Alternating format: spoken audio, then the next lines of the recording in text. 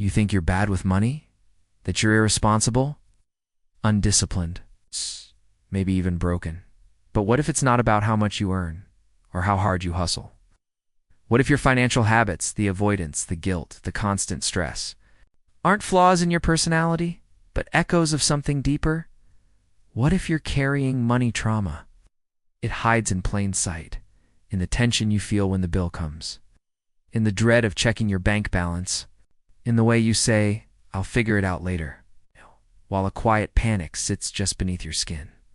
That's how it was for Jasmine. She was doing everything right: stable job, savings account, paid bills, a planner full of goals. But every time she spent money, even on something small, her stomach tightened. A $6 coffee felt like indulgence. A birthday gift filled her with guilt. She tracked every penny, not out of discipline, but out of fear. Fear of what, exactly? Even she wasn't sure, until the memories began surfacing. Like old photos she had tried to forget. Nights when the power was out and her mom lit candles without explaining why. Whispered arguments about rent. A tight-lipped smile after the landlord's knock. Jasmine was only 9 when she learned to keep quiet, to keep calm, to pretend things were fine, even when they weren't. Now, in her 30s, she had escaped poverty. But the fear had followed her. She couldn't relax, couldn't trust, couldn't feel safe. Not really. Because her nervous system had been wired for survival. Survival doesn't care about logic.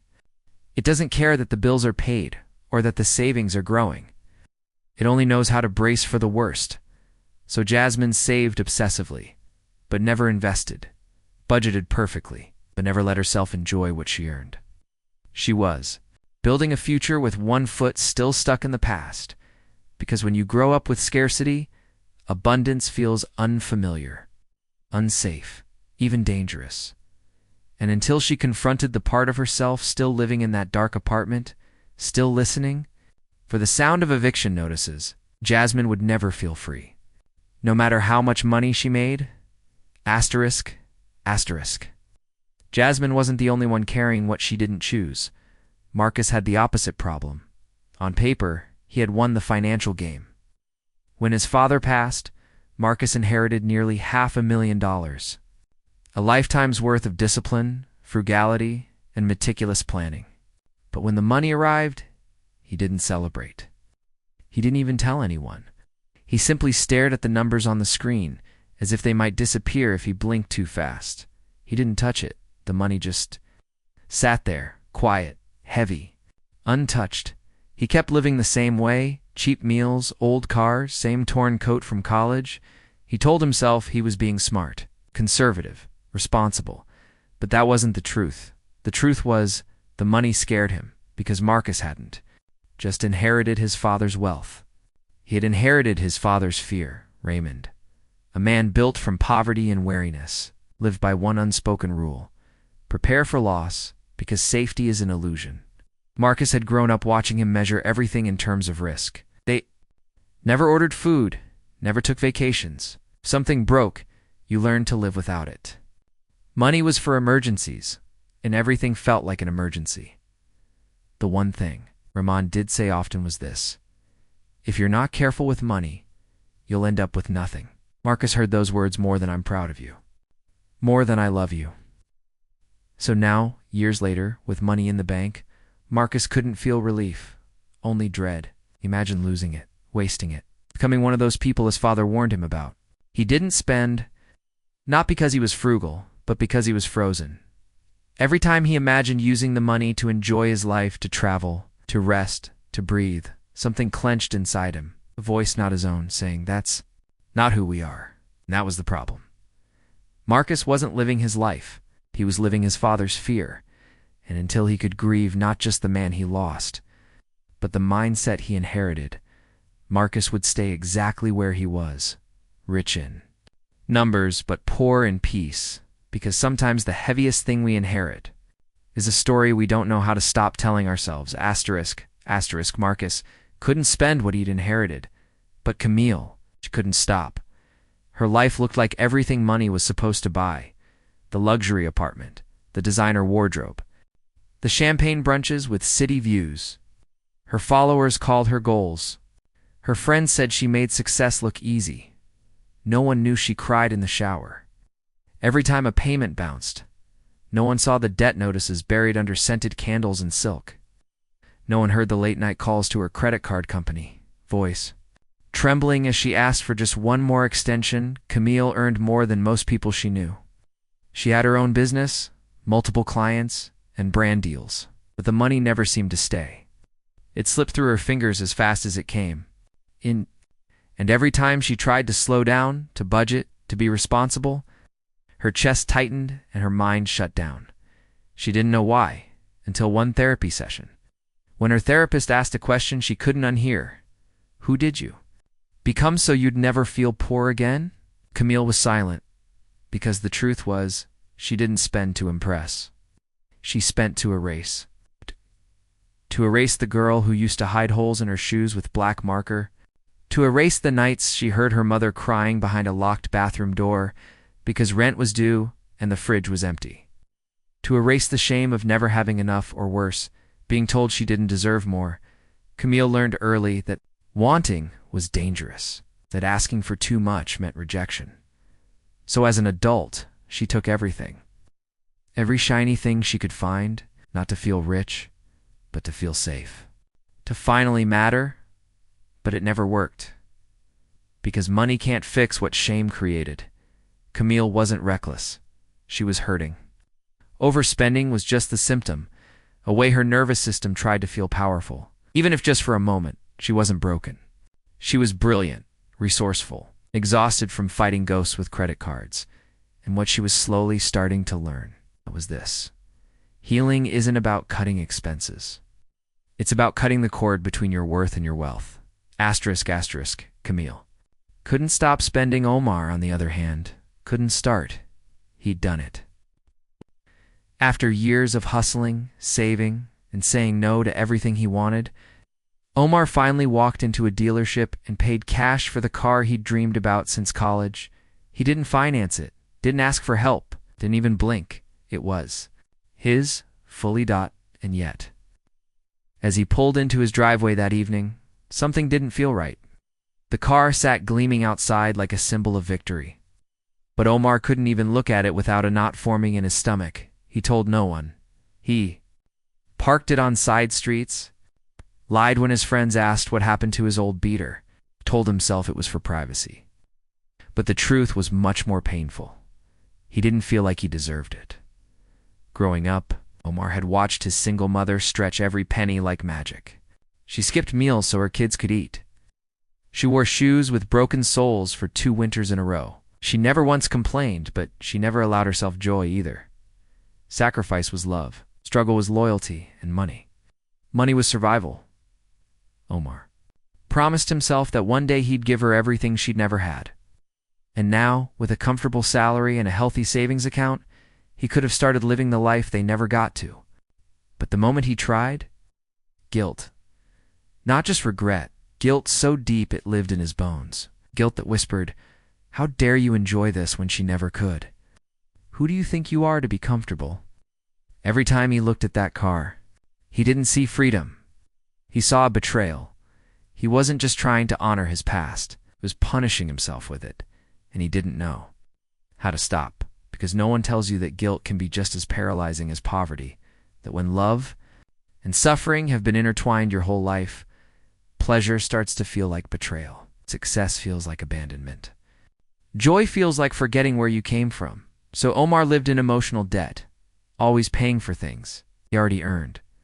But what he hadn't realized yet was this. You don't honor your past by staying small. You honor it by healing, so the story doesn't end with you. Omar's guilt kept him from enjoying what he'd earned. For Maya and Jordan, guilt wasn't the issue. Distance was. Not the kind you can see, the kind that creeps in quietly over years. The kind that turns eye contact into silence and simple decisions into emotional minefields. It started with little things. A disagreement about whether to buy a new couch.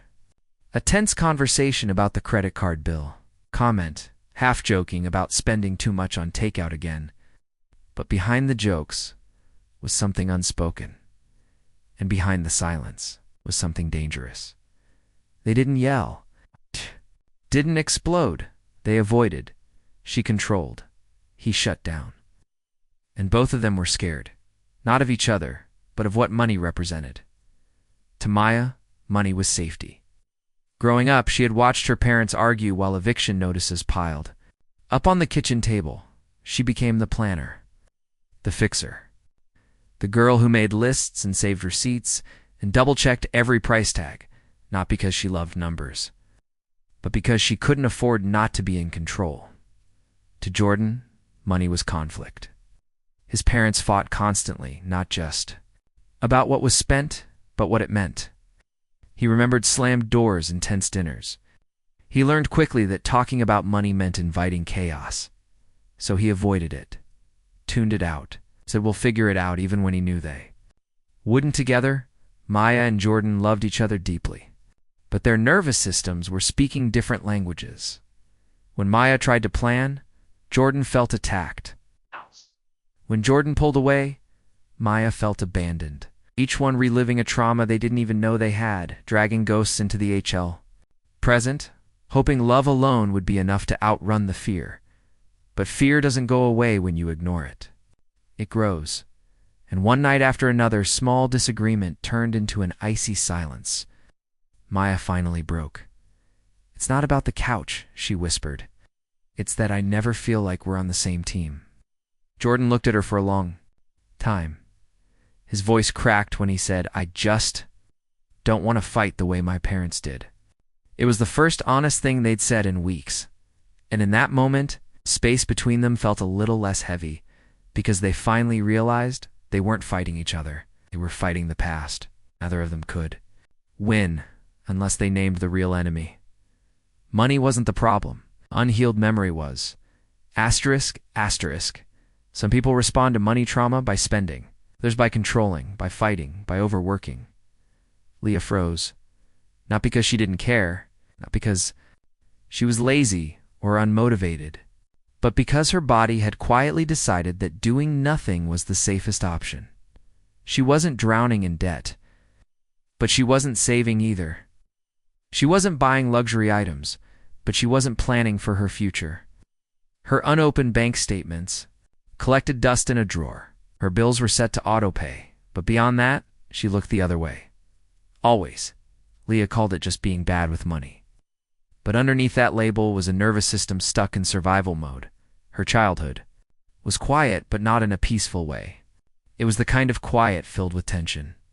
Her parents never fought loudly, but Leah could feel it in the air. The stress, the fear, the resentment. She learned early that asking questions made things worse. That speaking up could trigger a storm, so she stopped asking, stopped wondering, stopped hoping. She learned how to disappear emotionally even as a child, and that pattern followed her into adulthood. Every time she tried to sit down and get her finances together, she'd go numb. Her chest would tighten, her mind would go blank. She'd close the laptop and convince herself it wasn't urgent. She'd do it next week or next month. She wasn't avoiding out of carelessness. She was avoiding out of protection. Because part of her believed that looking too closely at her money would expose something unbearable. Some kind of failure, some hidden danger. Something that would confirm her worst fear. I'm not capable of taking care of myself. So she froze. Not out of laziness, but out of trauma. Not because she didn't want to change, but because change felt threatening. What Leah didn't know yet is that the freeze response isn't about weakness. It's about overwhelm. A survival strategy built when the body decides that numbness is safer than panic, and until she felt safe enough to look, she would keep avoiding even the good things. Because sometimes, the scariest thing isn't being broke, it's believing that even if you had more, you still wouldn't know what to do with it.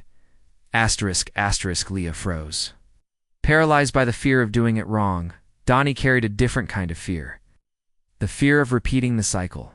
She was the first in her family to graduate college. The first to earn a consistent income with health insurance and a retirement plan. The first to have a credit score over 700. And yet, she didn't feel proud. She felt pressure. Crushing. invisible pressure to become the one who broke the curse and held it all together. Her mother reminded her constantly, "You're the one who's going to make it. You're the one who's different." Different. That word felt like both a compliment and a threat. Because to be different meant success, yes. But it also meant distance. From her roots, her people. Her story, Donnie grew up watching money move like smoke in, then out, then gone. Her grandmother hid it in coffee cans. Her uncles borrowed from each other in hushed conversations. Her mother worked 2 jobs, never had a savings account, and always told her, "Just don't end up like me." So Donnie didn't. But in doing so, she became someone else entirely. Someone who no longer felt at home in either world. She couldn't talk about her money wins without feeling guilty. Couldn't ask her family for financial boundaries without feeling like a traitor. Every promotion brought a bittersweet taste. Every milestone came with questions she couldn't answer. Why do I feel farther from them now? Am I allowed to enjoy this? If I help them? Am I enabling the cycle? If I don't, am I abandoning them? She was carrying not just her own financial choices, the emotional weight of 3 generations of struggle, and none of it was in writing. There was no will, no trust fund, no official agreement, but the debt was real, not in dollars, in expectation, in silence, in grief, because no one talks about the grief of outgrowing your circumstances, of building a better life and wondering if love will survive it, of wanting to help but not wanting to drown. Donnie wasn't just managing money. She was managing legacy and guilt. And the terrifying question, if I succeed, who do I lose? Asterisk, asterisk, Donnie lived with inherited pressure. Eli, he lived with a ticking time bomb. He was brilliant, creative, charismatic. Every few years, Eli would build something amazing. A business idea that took off, a client roster that blew up, side hustle that exploded on social media, and then right as things got good, he'd walk away. He'd ghost clients, miss deadlines, ignore his accountant, let invoices pile up. It was never dramatic, no crash, no fire. It's just a slow, quiet unraveling. Friends called it self-sabotage. Therapists called it trauma. Eli called it burnout. But deep down, he knew the truth. Success scared him. Not because he couldn't handle it, but because he didn't trust it. Growing up, success always came with a price. His dad made good money during a few golden years, but it was always followed by a storm, a lost job, a failed deal, another move. His mom would pack boxes in silence while Eli sat on the steps. Watching everything disappear, he learned not to get too comfortable, not to get too attached. That having something meant you were only moments away from losing it. So now, as an adult, even when everything was working, he couldn't relax. He'd procrastinate. Miss opportunities, undersell his work. Blow up. Deals at the last minute. Not because he was unmotivated, but because some part of him believed, better to lose it on your terms than wait for the rug to be pulled again. Eli wasn't lazy. He was in a loop. His nervous system didn't recognize peace. It's only pressure, collapse, and escape. And no amount of income or opportunity could override the story his body believed. Success isn't safe. Growth isn't real. Don't trust this. It won't last. So he stayed stuck in a cycle of almost making it. He'd get close, then slip away. Get ahead, then disappear. Not because he couldn't thrive, but because thriving felt like betrayal of the chaos that raised him. What Eli hadn't learned yet was this. When success feels like a threat, sabotage becomes survival. And until he felt safe being seen, safe, having more safe staying, would keep starting over. Again and again and again. Eli ran from success the moment it felt too real. Naima never even reached for it. She wasn't reckless, wasn't impulsive. She clipped coupons, hunted sales, bought nothing new. Her fridge was full of generic labels and leftovers stretched into soup. She took pride in making things last: shoes, jobs, relationships. She wasn't cheap. She was careful. But underneath that careful was something deeper. She didn't believe she was allowed to want more. Naima grew up in a neighborhood where people worked hard and stayed broke, where dreams were dismissed with a look, a laugh, a that's not for us. Her parents were proud people, honest, dignified, but they never asked for more than survival. And when Naima tried, they called her ungrateful. Don't go getting fancy. We're not like them. Be humble. Remember where you came from. So she did. She wore humility like armor. She turned down promotions because she wasn't ready. Never applied to better apartments because this one is fine. Every time she had the chance to level up, a voice inside whispered, "Who do you think you are?" She didn't have an answer. Her friends told her she was too talented to be this broke, too smart to stay in her underpaying job. But praise made her skin crawl. Ambition made her anxious. And any glimpse of abundance felt foreign, like trying on someone else's life. Naima wasn't afraid of failure. She was afraid of abandoning. The identity she was raised in, to have more meant risking disconnection from her roots, from her culture, from the story she'd always been told. And that kind of disloyalty felt worse than struggle. So she stayed small, grateful, invisible, but she wasn't. Truly grateful, she was scared. Scared that wanting more would make her selfish. Scared that having more would make her less loved. Because when you're taught that survival is a virtue, success can feel like sin. And until Naima gave herself permission to want, to grow, to change, she would keep shrinking her life to fit a story that was never hers to begin with. Because money. Trauma doesn't just limit your income, it rewrites your identity. Asterisk, asterisk, Jasmine feared spending. Marcus feared losing. Camille spent to feel worthy. Omar felt guilty for having anything at all. Maya and Jordan loved each other, but couldn't speak the same money language. Leah froze. Donnie carried her family's legacy like a weight. Eli sabotaged. Naima shrank. Different stories. Different scars. But one truth. They weren't bad with money. They were hurt around money, because money trauma doesn't start in your bank account.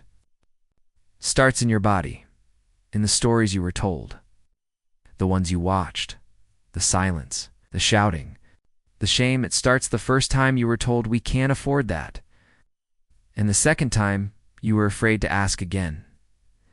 It starts when love was measured by how much someone sacrificed, when joy came with guilt, when success meant betrayal, when needing nothing became your proof of worth, and the trauma doesn't disappear just because your income grows.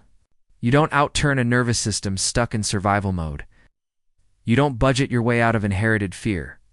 You don't need another hustle plan. You need to feel safe in your own life. That's where healing begins. It begins when you notice that it's a pit in your stomach before you pay. When you recognize your freeze, your guilt, your urge to overspend, not as flaws, but as clues. It begins when you forgive yourself for not knowing what no one ever taught you. When you pause and ask, what part of me still feels unsafe? When you stop punishing yourself for protecting yourself, because all these years, your money behavior wasn't about greed or laziness or weaknesses. It was about protection, preservation, survival. But you are not in survival anymore. You are allowed to build, to rest, to receive, to rewrite the story, not for them.